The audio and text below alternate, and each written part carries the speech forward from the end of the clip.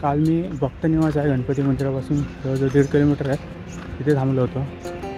डोमॅट्री घेतली होती 100 रुपये पर हेड। त्यांनी त्याच्याशी युद्ध केले आणि त्याला 40 ते 50 किलोमीटर पाठीमागे ढकलले आणि ते कोकण प्रदेशाची निर्मिती केली। म्हणून या कोकण प्रदेशाला परशुरामांची भूमी असेही म्हणतात।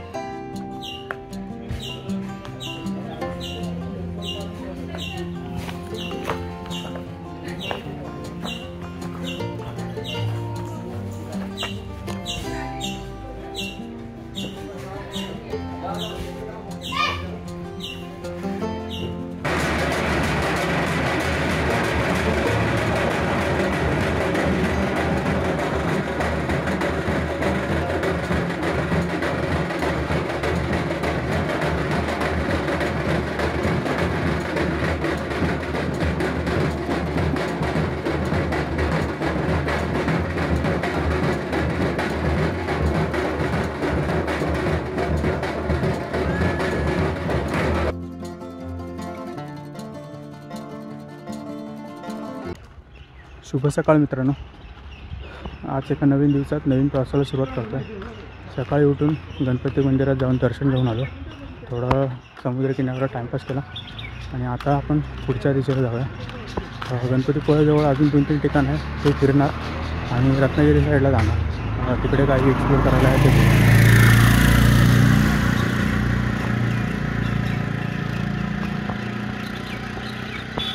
आता इथे प्राचीन कोकण म्हणून आहे, ते पाहूया आणि त्याच्यानंतर अजून पुढे काय आहे गणपतीपुळ्याजवळ बघण्यासाठी ते बघूया।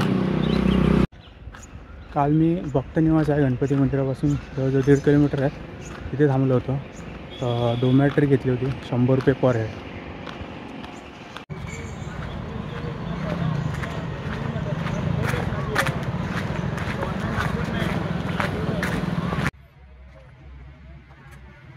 येथे झालेल्या पहिल्या कोकण मराठी साहित्य संमेलनामध्ये या कवितेला कोकणची प्रातिनिधिक कविता म्हणून स्वीकारण्यात आली। या कवितेमध्ये कवीने कोकणच्या निसर्ग सौंदर्याचे वर्णन केले आहे। सह्याद्रीच्या तळी शोभते हिरवे तळ कोकण, राष्ट्रदेवीचे निसर्ग निर्मित केवळ नंदनवन। या कवितेमध्ये नंदनवन हा शब्द आला आहे। नंदनवन या शब्दाचा अर्थ आहे स्वर्गातील इंद्राची बाग, जितकी सुंदर। हे आहेत भगवान परशुराम। आपल्या पुराणात यांचा उल्लेख केलेला आहे की हजारो वर्षापूर्वी भगवान परशुराम होऊन गेले। त्यांनी संपूर्ण पृथ्वी जिंकून घेतली आणि जिंकून घेतलेली सर्व पृथ्वी त्यांनी दान केली। दान केलेली कोणतीही गोष्ट आपण वापरत नाही, परंतु त्यांना राहण्यासाठी भूमीची गरज होती। म्हणून आपण ज्या ठिकाणी उभे आहोत तिथे हजारो वर्षापूर्वी समुद्र होता। त्यांनी त्याच्याशी युद्ध केले आणि त्याला 40 ते 50 किलोमीटर पाठीमागे ढकलले आणि ते कोकण प्रदेशाची निर्मिती केली। म्हणून या कोकण प्रदेशाला परशुरामांची भूमी असेही म्हणतात। ग्रामदेवतेचं मंदिर आहे। पूर्वी धार्मिक संस्था गाव नियंत्रित करत असे। गावातील सर्व गावकरी येथे एकत्र जमत असे। गावातील 2 व्यक्तींची भांडणे झाली तर संपूर्ण गाव येथे एकत्र येऊन गाव प्रमुख त्यांच्या समोर न्यायदान करीत असे। आणखीन एक महत्त्वाचं वैशिष्ट्य म्हणजे जगभर अशी प्रथा आहे की प्रत्येक जाती धर्माचे लोक आपापल्या देवाकडे जाऊन देवाचे दर्शन घेतात। आपण कोकणी माणसं सुद्धा वर्षफळ देवळात जाऊन देवाचे दर्शन घेतो, पण जेव्हा आपल्याकडे शिमग्याचा सण असतो तेव्हा हा देव या पालखीत बसवून प्रत्येकाच्या घरोघरी नेला जातो। म्हणजेच कोकणी माणूस आणि देव यांचं नातं इतक्या जवळचं आहे की आमचं एकमेकांकडे जाणं येणं असतं। या देवीचं नाव वाघजाई आहे। धार्मिक आणि राजकीय बाबतीत पहिला मान खोतांचा। खोत गावचे प्रमुख असते। गावात न्यायदान करणे, महसूल गोळा करणे ही कामे खोतांची असते। ही खोतांची बायको आहे। कोकणी स्त्रिया सुंदर होत्या की आपला परंपरागत खेळ सोंगट्या खेळत आहे। महाभारतामध्ये हाच खेळ धर्मराज आणि दुर्योधन यांच्यामध्ये द्यूत या नावाने खेळला गेला। हस्तिदंती फासे असतात किंवा शंखांच्या कवड्या असतात, त्या टाकून विशिष्ट प्रकारचे दान मागितले जाते। घर जसं असायचं अगदी तसंच घर आम्ही इथे उभारलंय। हिची चूल दिसते, तिला कोकणी भाषेत फिरसा म्हणतात। ती सतत पेटती ठेवली जायची, कारण पूर्वी लायटर किंवा माचीस नव्हती. शेतकऱ्याच्या बायकोला जेव्हा स्वयंपाक करायचा असेल, संबंधित सर्व कामे हा कुंभार करत असतो. गणपतीचे दिवस आले की लाल मातीचे गणपती तयार करणे, उन्हाळा आला की मातीची मडकी तयार करणे. हे जे सफेद रंगाचे मडके आहे ते माडी काढण्याचे मडके आहे. सारखे दिसते त्याला घिरट म्हणतात. जातणीमध्ये धान्य दळून निघते तर घिरटामध्ये भात घातला जातो. तेव्हा अख्खा तांदूळ बाहेर निघतो व कोंडा बाजूला होतो. हे मोदक पात्र आहे, म्हणजेच पूर्वीचा कोकणी कुकर. यामध्ये खाली पाणी ठेवले जाते, त्यावर चाळण ठेवून त्यावरती केळीचे पान ठेवले जाते व त्यावर मोदक ठेवले जातात व हे झाकण लावून हे चुलीवर ठेवले जाते. त्यामुळे आतील मोदक हे शिजून निघतात. पुरण यंत्र आहे, याच्यामध्ये डाळ टाकली जाते व हे रॉड दोन्ही बाजूंनी गोल फिरवले जाते. त्यामुळे आतील डाळ ही वाटून निघते. वाटलेली डाळ या बाजूने बाहेर निघते व त्याच्या पुरणपोळ्या बनवल्या जातात.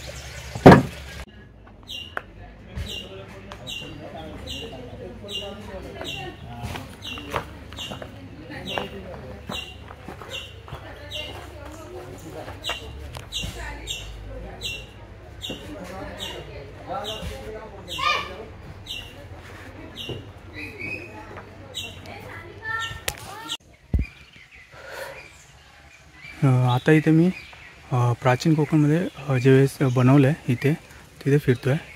50 रुपये एंट्री फी आहे आणि जर आपण कॅमेराने म्हणजे मोबाईलने शूट करणार असेल तर 50 रुपये अजून एक्स्ट्रा घेतात.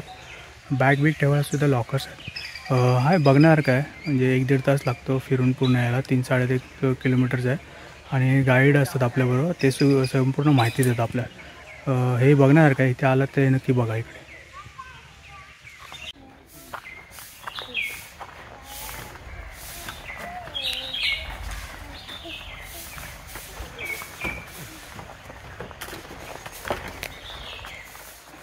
आता मी आलो आहे माडगुळ या गावात.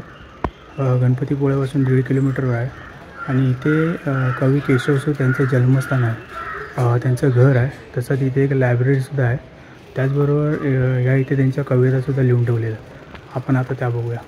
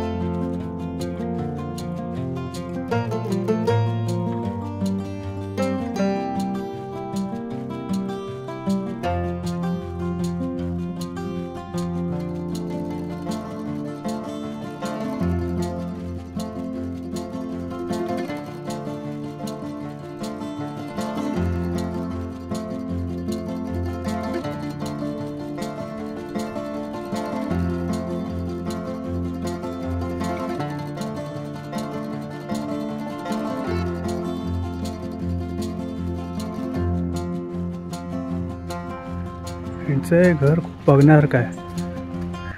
एकदम जुन्या कोकणी पद्धतीचं घर, खूप मस्त बघण्यासारखं आहे. ह्या पद्धतीची घरं आता खूप कमी बघायला भेटतात.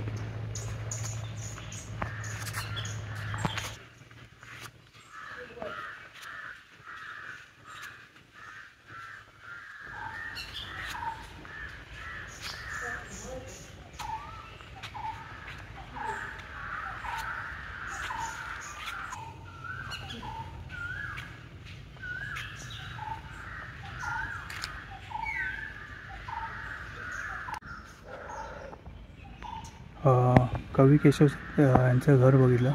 मागे एक लायब्ररी आहे, तिथेही फिरलो थोडा वेळ. खूप साऱ्या कविता लिहून ठेवल्या आहेत. बाकी कविताकार त्यांच्याहीसुद्धा कविता इथे हॉलमध्ये आपल्याला बघायला भेटेल.